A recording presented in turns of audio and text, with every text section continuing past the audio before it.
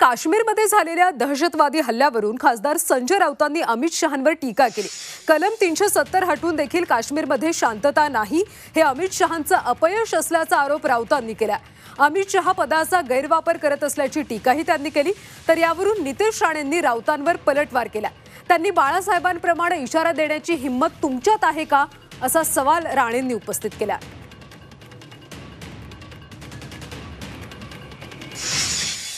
की अमित शहा हे गृहमंत्री पदाचा वापर या देशामध्ये कायदा सुव्यवस्था शांतता नांदावी यासाठी करत नाही, तर आपल्या राजकीय विरोधकांचा काटा काढावा यासाठी करतात। ते सिद्ध झालंय की आपल्या विरोधकांना खतम करतात पण अतिरेक्यांना खतम करू शकत नाही। ते भ्रष्टाचाराने आपल्या पक्षात घेतात, आपल्या घरात घेतात अनेक, पण काश्मीरी पंडितांना त्यांच्या घरी पाठवू शकले नाही।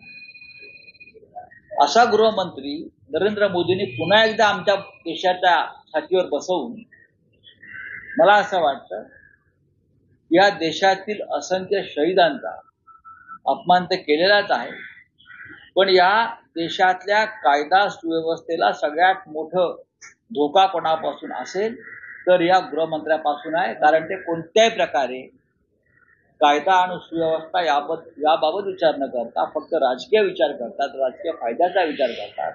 आणि म्हणून सातत्यानं अमित शहा गृहमंत्री झाल्यापासून आता नाही आधी सुद्धा जम्मू काश्मीर मणिपूर सारखे भाग अशांत राहिले।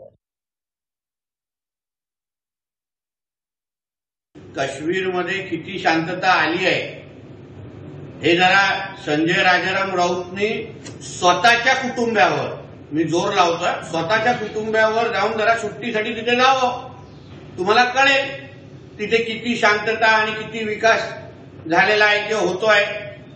हे जे काही 2-4 टकली अतिरेकींच्या नावाने जी उरली आहेत ना, त्यांना पण साफ करण्याचं काम मोदीजी ह्या तिसऱ्या ह्याच्यामध्ये करणार आहेत, तिसऱ्या टर्म मध्ये करणार। फक्त बघत राहा आणि हिम्मत असेल तर हिंदू हृदय सम्राट बाळासाहेब ठाकरेंसारखी भूमिका घेऊन दाखवा। राजकारण बाजूला सोडा।